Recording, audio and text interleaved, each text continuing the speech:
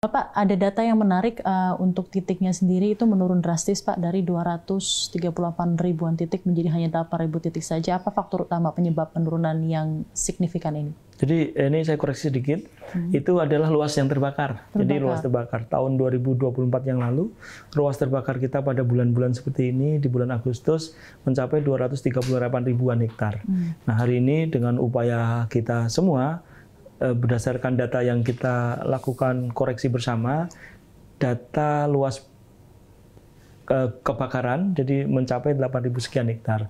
Jadi angka ini relatif sangat kecil dibandingkan dengan posisi di tahun 2024. 2024 itu sebenarnya kondisinya lebih kuat di La Nina. Sebenarnya hujannya cukup tajam, tetapi jumlah luas kebakarannya relatif tinggi. Nah, dibandingkan 2025, maka lebih berat 2025 dibanding 2024. Namun memang ada penyelesaian permanen, teknologi permanen yang telah semakin kokoh di dalam rangka penanggulangan karhutla, yaitu yang paling penting adalah kita mulai mengaplikasi penuh operasi modifikasi cuaca. Jadi suatu kegiatan yang diramu dari semua sumber satelit oleh BMKG, termasuk dari kondisi udara dan kondisi landscape-nya, kemudian dirumuskan menjadi langkah-langkah yang harus dilakukan penanggulangan karhutla. Mulai dari sifat angin, curah hujan, dan awan yang kemudian terbentuk, dan ketinggian muka air tanah, terutama di gambut-gambut tadi. Jadi dirumuskan langkah-langkah yang harus diambil pada saat posisi awan sedemikian berapa mampu menjadi hujan, dan pada saat kemudian kemudahan kebakar atau fire danger rating system. Jadi dia memiliki dua sistem, atas dan bawah dia hitung dengan benar. Kemudian setelah itu dilaporkan ke kami koordinasi dengan Bapak BMKG, Badan Nasional Penanggulangan Bencana, karena di dalam tata laksana kenegaraan kita, penanggulangan bencana fully ada di tangan beliau untuk pendanaan dan seterusnya. Maka kemudian di backup lah ke pelaksanaannya melalui operasi modifikasi cuaca. Jadi ada suatu pesawat semacam Cessna atau pesawat karavan, kami nyebutnya karavan, kemudian tengahnya dilubangi untuk tempat kita menabur NaCl atau garam. Dan beliau terbang sesuai arah yang diarahkan oleh BMKG, kemudian di sana potensi awal yang ada kita taburi. Jadi sekali terbang biasanya membawa hampir 1 ton NaCl atau garam. Ini kemudian diproyeksikan dalam waktu segera akan segera turun hujan. Ya, ini yang dan tingkat keberhasilannya hampir 90% ya. Jadi jadi ada faktor teknologi ya, Pak, teknologi ya, itu demikian kuat untuk melakukan penanganan dari sisi landscape udaranya. Gitu ya. Berdasarkan pengamatan dan evaluasi Anda, faktor utama meningkatnya kebakaran lahan di 2025 ini apa, Pak Menteri? Tadi saya sebut sifat iklim kita. Sifat iklim kita El Nino lemah ya, El Nino lemah, meskipun El Nino lemah, dia lebih kuat daripada di tahun 2024. Nah, ini yang kemudian menyebabkan potensi kebakaran yang cukup serius, terutama pada 7 sampai 8 provinsi rawan. Provinsi rawan itu ditandai dengan terdapatnya gambut di sana, semisal Riau itu kan hampir 4,5 juta hektar. Kemudian Kalimantan Tengah itu hampir 4,8 juta hektar. Kemudian Sumatera Selatan, Jambi, Kalimantan Barat 2,7. Sayangnya sekarang kita sebenarnya juga ikut prihatin ya. Harusnya si gambut ini kan tempat cadangan air terbesar di dunia. Dan memang penyimpan karbon yang cukup besar. Konon katanya sampai 55 sampai 56 gigaton CO2 ekivalen tersimpan di situ dalam bentuk spon-spon karbon.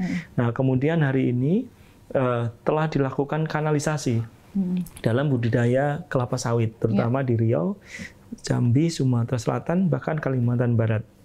Dengan adanya kanalisasi tadi, maka air yang harusnya menggenangi rawa gambut tadi kering, sehingga begitu kering maka gambutnya sifat sponnya hilang. Dia tidak lagi mampu menyerap air meskipun hujan nanti turun. Jadi katakan hari ini kita basahi dengan operasi modifikasi cuaca. 3 hari lagi dia akan kering lagi karena sifatnya itu hilang karena sudah airnya dikuras di dewatering. Nah ini yang bahaya, ini yang menyebabkan bahaya tahunan. Setiap kali banjir panas sedikit, maka gambut-gambut yang sudah pernah kering atau pernah terbakar otomatis menjadi bahan bakar yang tidak mudah menangani, sangat banyak sekali. Ya, jadi itu yang kemudian menjadikan 7 provinsi itu menjadi 7 provinsi rawan, karena begitu kebakar dia akan merembet ke bawah dan lama sekali menanganinya. Untuk 7 provinsi tersebut, adakah penanggulangan secara spesifik atau khusus yang uniquely proposed untuk 7 provinsi yang rawan karhutla, Pak? Ya, di dalam karhutla kita mengenal dua sifat atau 2 jenis kebakaran, yaitu kebakaran lahan mineral dan kebakaran gambut. Kalau kebakaran lahan mineral di waterbombing dengan helikopter cukup kalau pada saat besar dan kemudian di daerah yang marginal itu sudah selesai karena tidak merembet ke bawah tanah. Tetapi di gambut berbeda. Begitu terjadi kebakaran gambut seperti yang saya ceritakan tadi, karena kekeringan sedikit aja dia udah kering, udah jadi potensial kebakaran, maka dia akan merambat ke bawah. Maka penyelesaiannya tentu berbeda. Jadi yang pertama, bahwa penggunaan teknologi satelit menjadi sangat penting untuk kita bisa melakukan monitoring hotspot. Hotspot ini ada confident, ada di dalam levelnya high level, kemudian medium level dan low level. Yang kita akan kontrol adalah yang high dan medium, karena 2 ini potensinya sangat besar menimbulkan kebakaran. Itu melalui pengontrol itu kita langsung komunikasi ke tim darat. Jadi tim darat ini sudah dibentuk melalui Inpres nomor 3 tahun 2020 waktu itu. Jadi Inpres itu tidak kita perpanjang karena sifatnya masih sama. Jadi hanya operasionalnya. Kemudian berdasarkan kajian citra satelit, kita komunikasi ke tim darat. Dari tim darat itu kemudian melakukan pemadaman karhutla. Namun di dalam sistem kami, bila mana sudah agak banyak, maka langsung kita lakukan modifikasi cuaca. Jadi kita cek keberadaan curah hujan dan potensi awannya yang memungkinkan untuk hujan, serta kandungan air yang ada di permukaan di tanah tadi. Nah, itu kita gunakan dengan operasi modifikasi cuaca. Jadi mulai tim darat, kemudian pakai dengan waterbombing pada daerah-daerah yang kebakaran permukaan. Nah, kemudian pada daerah gambut kita lebih memasifkan operasi modifikasi cuaca, sifatnya menyeluruh dan hujannya banyak. Karena kalau pakai langsung airnya sangat perlu banyak. Kemudian yang ketiga berikutnya juga dikenal melalui kanalisasi. Jadi penutupan kanal-kanal itu kita lakukan dan pengarahan kanal kepada sumber api, potensi api yang tidak atau yang mudah kebakar berkali-kali. Ini juga sudah ada programnya di PNBB. Dulu kami sudah lakukan di beberapa tempat. Jadi air dari sungai kita naikkan ke arah tempat yang terjadinya kebakaran. Hanya cara itu merendam gambut. Kemudian dari sisi kebakarannya kita juga melakukan desa mandiri peduli gambut. Jadi daerah yang terbakar berulang-ulang, maka kita intervensi melalui beberapa kegiatan penutupan kanal dan revitalisasi usahanya. Kita punya ribuan desa mandiri peduli gambut, tapi hari ini kita masih punya target 1.600 desa mandiri peduli gambut. Saat ini sudah di berapa, Pak? Saat ini udah hampir ribuan ya, tetapi data terakhir yang kita analisis berdasarkan gambut yang 2-3 kali kebakar, ada sekitar 1.800 desa. Itu yang sedang menjadi target kami di 2025. Kemudian berikutnya membangun desa mandiri peduli api, masyarakat peduli api. Masyarakat peduli api, kalau bahasanya beda-beda, ada masyarakat peduli api, ada kelompok tani peduli api, tapi intinya membangun keberdayaan masyarakat. Kemudian di sistem darat ada tim Manggala Agni, ada Satgas Darat. Jadi itu yang harus dilakukan secara komprehensif. Nah, ini saya rasa sudah sangat mapan penanggulangan karhutla di Indonesia. Tinggal bagaimana kita kemudian mengaktifasi dan membuat endornya, tidak kemudian kendor. Kalau seperti ini, katakan Kalbar kemarin udah kita guyur hujan di hari Sabtu ya.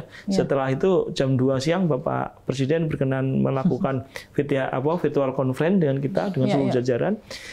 Itu nggak ada lagi titik api. Tetapi ingat bahwa yang kita padamkan tadi gambut yang sudah rusak itu. Jadi nanti diproyeksikan ini sudah mulai kering sampai tanggal 8 nanti kekeringannya meningkat di Kalbar sehingga dimungkinkan muncul potensi kebakaran. Nah, tapi sepanjang yang saya lihat dengan Pak Kapolri, dengan BNPB, BMKG dan Pak Gubernur, beberapa gubernur melalui flyover di helikopter, maka sejatinya secara alamiah daerah itu tidak mungkin kebakar secara alamiah. Artinya kenapa bisa terbakar? Karena memang ada sumber api dibakar. Jadi kami mengidentifikasi itu kebakaran yang disengaja. Jadi kemarin Bapak, jadi penyebab manusia, penyebab manusia lebih utama kalau kejadian dari, karena secara saintifik ini tanah masih ada airnya gitu. Bagaimana bisa api tidak akan mungkin kecuali dirumbuk kemudian dibakar, ini baru bisa.